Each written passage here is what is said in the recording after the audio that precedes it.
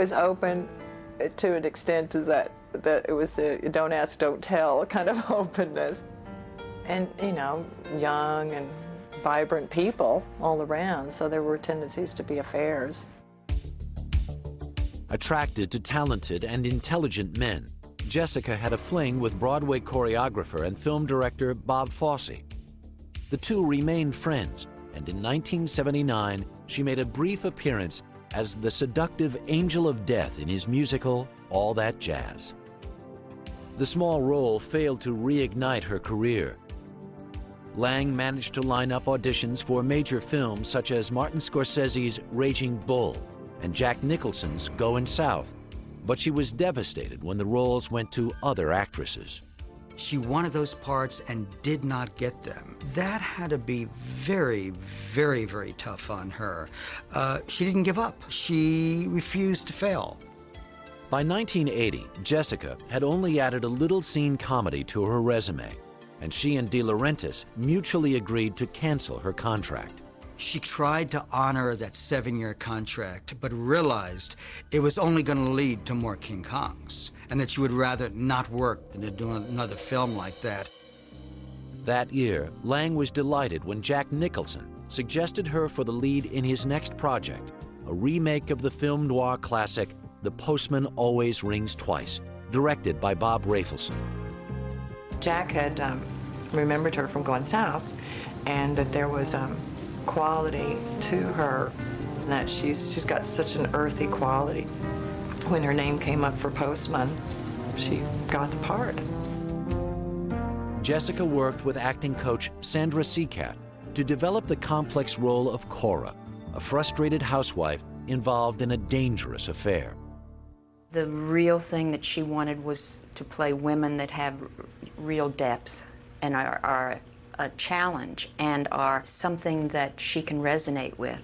Women that have intelligence and strength and maturity and passion. Disappointed, I thought we had some. You just don't know what it's like. Be a woman trapped in this kind of... You don't know. There's always a way, Cora. Lange took a gritty, unglamorous approach to the part, dressing down and wearing little makeup, but her sex appeal was undeniable. She's shuffling around in a house dress and smoking, but she has an ability to sort of let go in a role. To let her body do what it wants to do. All right, come on, huh? Which is very exciting. Come on. Bastard! Don't come near me. You're scum, Frank. I knew that when I met you. You'll never change. The 31-year-old actress was so focused on her work, she rarely socialized between takes. Jessica's such an intensely dedicated actress that when she's working, she doesn't always have time for just chit-chat. And, you know, when you're young and there was so much to prove, you had to protect that talent and make sure it's all going where it's supposed to go on the screen. Before shooting had wrapped, copies of the unedited footage circulated throughout Hollywood, and Jessica's steamy performance was the talk of the town. Word was spreading about the actress's private life as well. After production, Jessica announced she and Mikhail Baryshnikov were expecting a child. Still legally married to Paco Grande, Lange shrugged off reporters' questions about her decision not to divorce before having another man's baby. She's not the conformist in any way. She's extremely open and extremely intelligent, so no apologies. On March 5, 1981, Jessica gave birth to Alexandra Baryshnikov, nicknamed Shura. Jessica took primary responsibility for raising their daughter. She wanted Shura to have as normal an upbringing as possible, away from Hollywood and surrounded by family. Jessica herself was homesick for the Midwest and used her postman paycheck to buy 120 acres in Holyoke, Minnesota, and built a cabin there. She's very close to her family, her parents and her sisters and her brother. Very, very bonded. At some point, she became aware that this is where her roots are. At the age of 31, Jessica Lange was preparing to settle down, unaware that her personal life and career were about to take her in surprising new directions.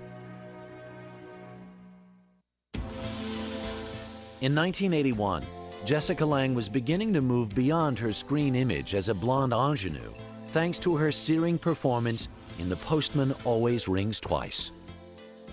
That year, she was offered the lead role in a film based on the life of Frances Farmer, the outspoken actress who was vilified for her left-wing beliefs and spent years suffering from alcoholism and mental illness. Jessica had been aware of her tragic story since the 1970s, when she worked with acting teacher Warren Robertson on scenes from Farmer's autobiography. Once I suggested these Frances scenes, I mean, she devoured them. Jessica was full of all those exciting passions that are fun to portray, but not a lot of fun to live with, I don't think.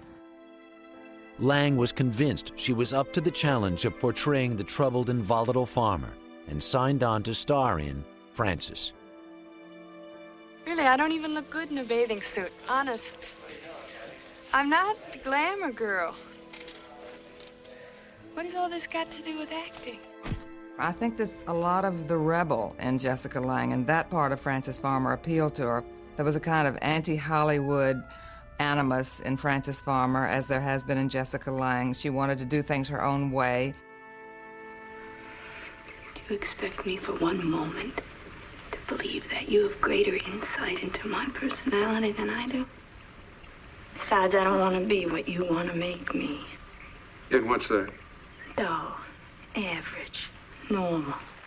Jessica completely submerged herself in the part, capturing Farmer's physical mannerisms and emotional pain.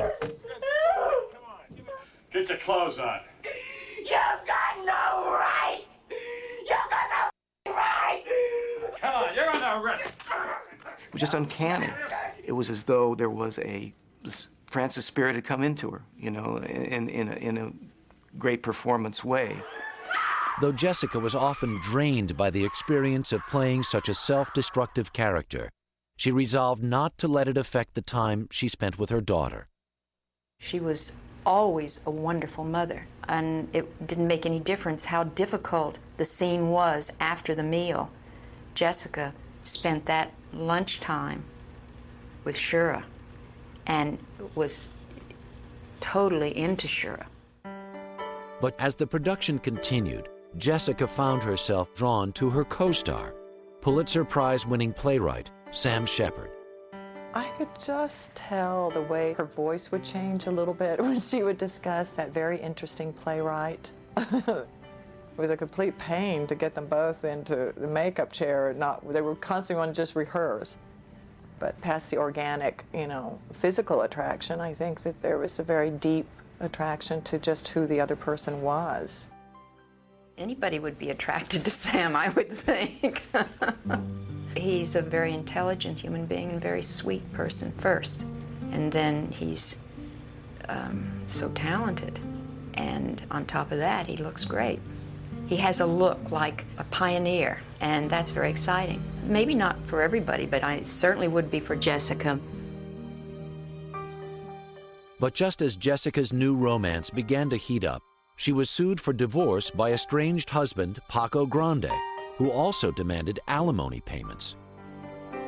The court sided with Grande, who was losing his sight, and Jessica reluctantly paid an undisclosed amount to a man she hadn't seen in years.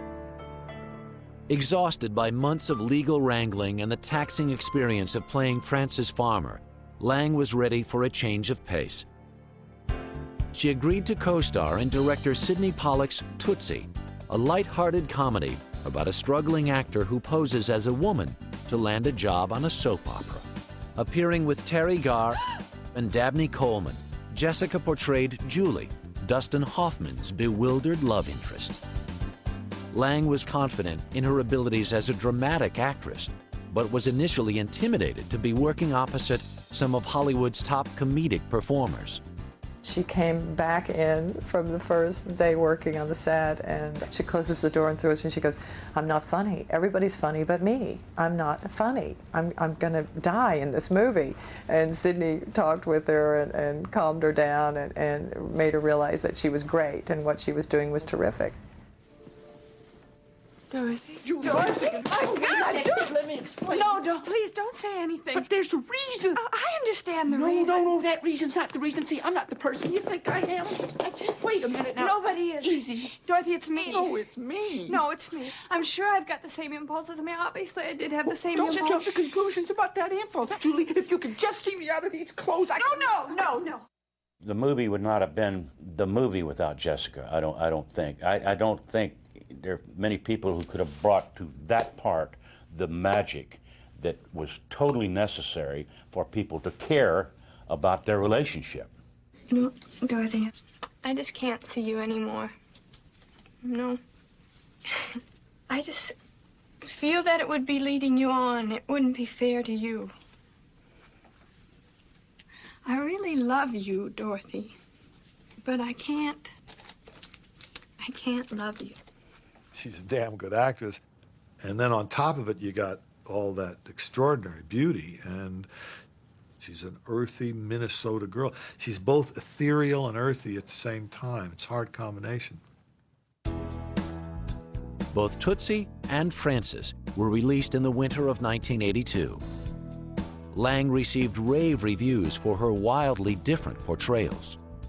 The fact that she played these two incredibly different roles, that's what makes Hollywood take notice. The 33-year-old was stunned when both performances led to Oscar nominations, one for Best Supporting Actress in Tootsie and a Best Actress nod for Frances.